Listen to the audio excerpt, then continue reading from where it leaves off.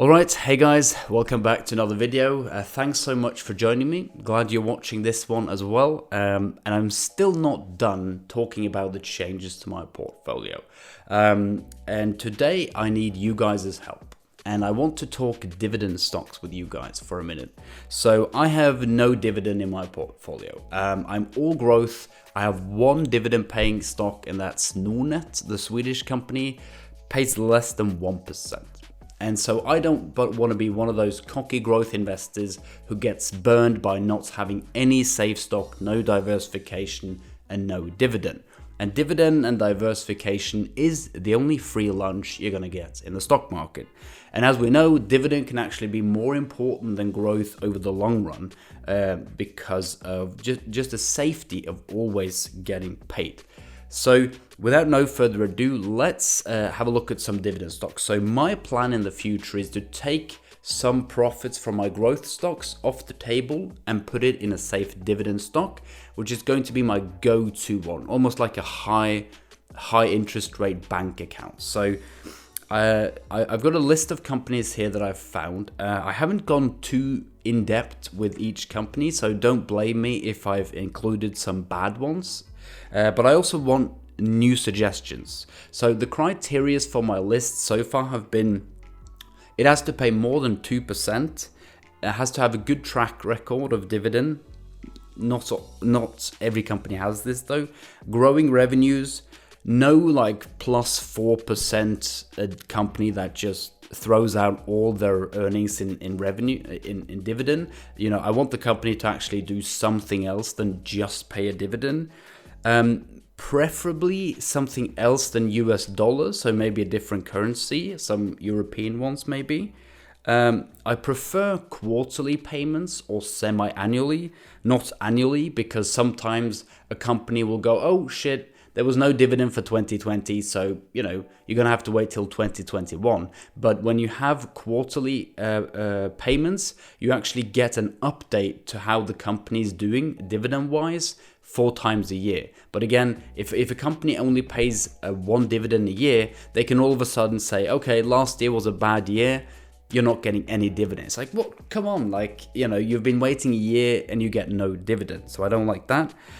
No utilities, no tobacco, food and beverages, banks, oil, or conglomerates.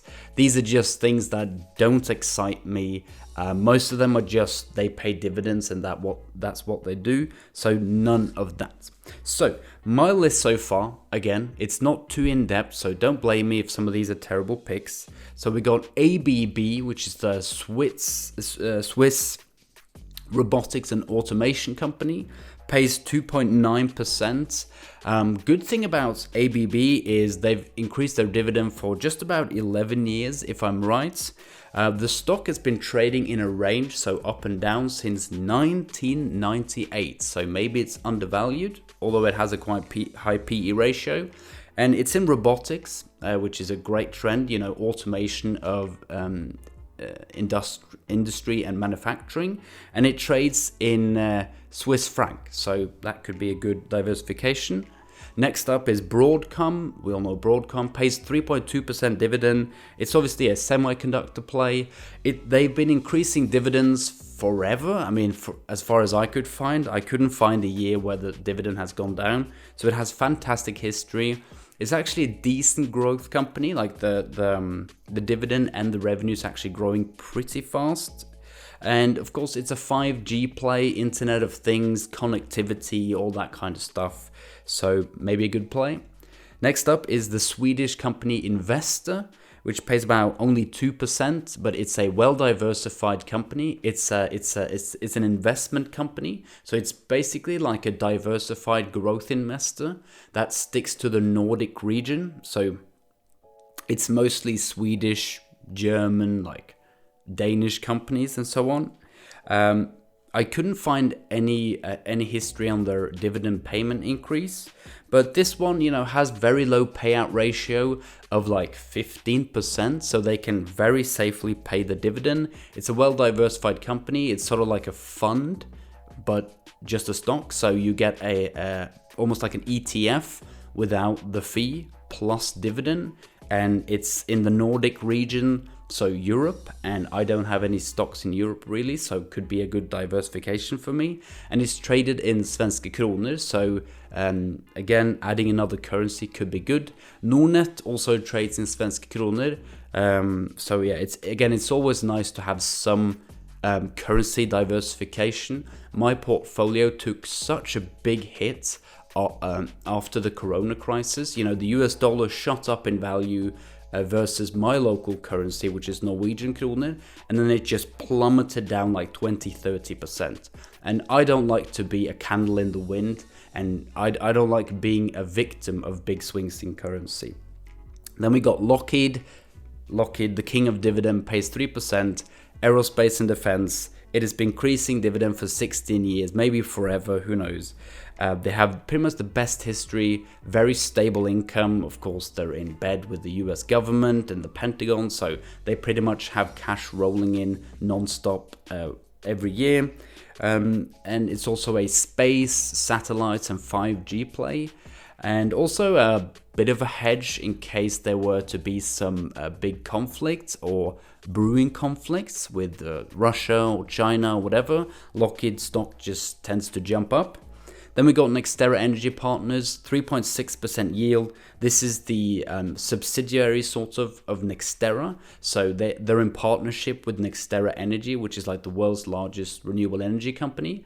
They sell off renewable energy farms to Nextera Energy Partners, which is almost like a cash cow for investors. So it's pretty much a dividend only play, and they just operate, well, they buy renewable energy farms, then they just funnel that revenue to investors, and they just keep on, they plan on keeping increasing that.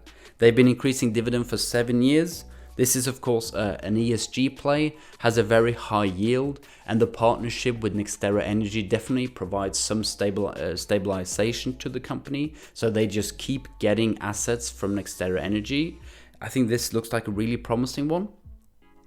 Then we've got Novo Nordisk, which is the Danish pharmaceutical company, pays about 2.6% dividend. It's only been increasing dividend for 2 years, but that's just because there was a hiccup in like 2018 or something. But other than that, they've been paying a rather stable yield. This is of course could be a currency hedge. It's traded in Danish kroner, and it's a pharmaceutical company working mostly on cures and treatments for diabetes. But pharmaceutical companies can always come up with breakthroughs. And this is a Danish company. I think Danish companies tend to do really well. It's almost, they've got decent growth. And again, could be a currency hedge. So next up, we got Selvaag bolig, which is a Norwegian company, so domestic for me. It pays 9.5% dividend. I know I said no plus 4%, but I just had to include this one just because of the insane yield. It's a real estate developer in Norway. They just put up big blocks, just the most boring looking blocks, then they sell it, and then they funnel most of the revenue to investors.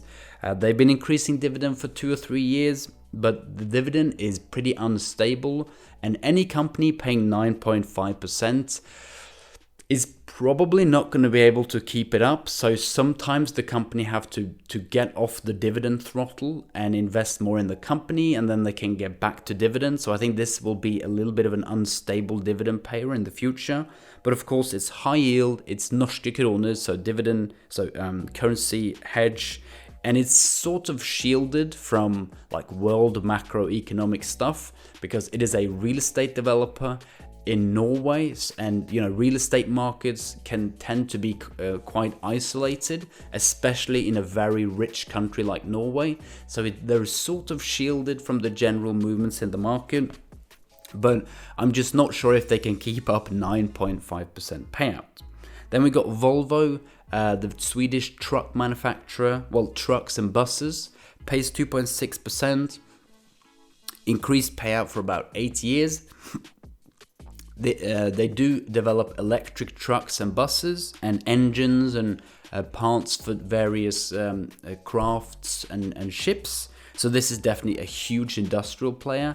They have a very strong balance sheet and it's traded again in svenska kronor. I like Swedish companies, they just tend to do really well. And I've always wanted to be in an industrial company because I feel like the sector has been left out a little bit of the bull run. But Volvo has been doing fine, by the way. But of course, if this company, Volvo, actually owned Volvo Cars, I would buy instantly because Volvo Cars is actually doing amazing. They have incredible electric vehicles. I think they've got a great design, a great plan going forwards. But still, Volvo does make electric trucks already. And of course, they already have a foot in the door with buses and trucks, which for example, Tesla doesn't. So when the electrification comes, Volvo has a lot of existing customers and a big network that they can use to actually move electric trucks out faster than, let's say, Tesla. And on the end here, I just added Boeing. Of course, no dividend to speak of as of now, but it was my go-to dividend play before the pandemic. If the dividend returns, it's probably not going to be 2.5%. They might start off with 1.5, who knows. But I do believe in Boeing and the recovery. And it's a defense play, it's a reopening play, it's a space play, 5G, satellites. So Boeing could be interesting, but of course, for now, there's no dividend to speak of. So guys, I want your input and thoughts on these companies, and I'm sure you've got plenty of competition to these companies or companies I've never even heard of. Again, no tobaccos, utilities, food and beverages, banks. I know they pay dividend, I know they have great balance sheets and really undervalued. I'm just not interested. So I want more suggestions. When I do find a dividend stock, I'm probably going to make it about a 10 to 15% position. And again, keep adding and skimming profits of my growth stocks and putting it into the dividend stocks. So over time, my dividend play might grow bigger than any of my growth stocks. But again, it's just a way to secure some profits and make sure I keep accumulating on top of that. And this will all be done in a tax exempt account, so I don't have to pay profit taxes. And again, I'm no dividend expert. I'm not very well versed in dividend. I haven't been traveling too much around in that world, so please let me know if there's something else I need to think of. Thanks so much for watching, and any suggestions you have for me. Hope I'll see you in my next one. By the way, tell me what you think about this new lighting setup. I've changed up a little bit. If you watch my last video, I'm now using one directional light instead of two, so it gives you a little bit more ambient lighting. Let me know what you think. Hope I see you in my next one. Have a good one, guys. Take care. See you.